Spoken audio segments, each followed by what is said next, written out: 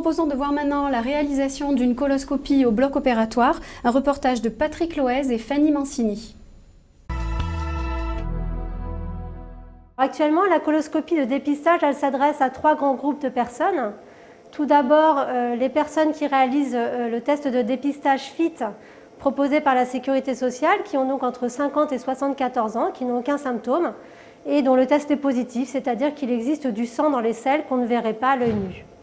La deuxième catégorie de patients, c'est ceux qui ont un risque élevé de cancer colorectal dans leur vie, élevé ou très élevé d'ailleurs, les patients qui ont un antécédent personnel ou familial de cancer du côlon ou de polype, qui sont suivis pour une maladie inflammatoire chronique intestinale, et les patients qui ont un risque donc très élevé, c'est-à-dire qu'ils appartiennent à une famille qui ont des cancers digestifs avec une prédisposition génétique. Et enfin, le dernier groupe de patients, ce sont les patients qui ont des symptômes évocateurs de polype ou de cancer colorectal, à savoir la présence de sang dans les selles ou l'apparition d'une diarrhée, d'une constipation ou de douleurs abdominales inexpliquées.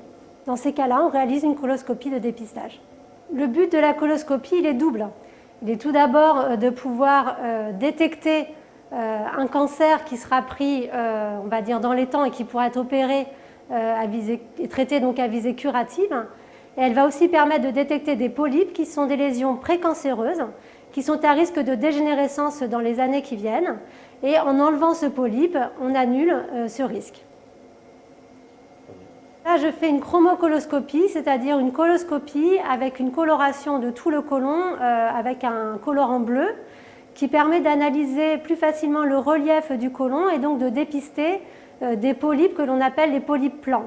Alors cet examen, ce n'est pas quelque chose qui est fait en pratique courante, c'est un examen que l'on réserve à des patients qui ont une prédisposition génétique qui leur confère un risque de faire des polypes plans beaucoup plus élevé que dans la population générale, avec un risque de cancer accru. Pour réaliser une coloscopie, il faut au préalable voir en consultation un gastro-entérologue qui vous expliquera l'examen et qui vous prescrira une préparation colique qui associe un régime alimentaire et une purge à boire qui permet de nettoyer le côlon de toutes les matières et donc de bien visualiser la paroi du côlon et donc de pouvoir enlever ces fameux polypes. Vous verrez aussi en consultation un médecin anesthésiste puisque l'examen se fait sous anesthésie générale actuellement.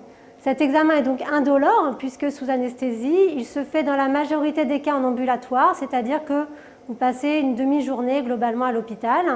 Vous avez les résultats en sortant. Si au cours de l'examen des polypes sont détectés et enlevés, le médecin gastro-entérologue envoie les prélèvements au centre d'anatomopathologie qui analyse les prélèvements.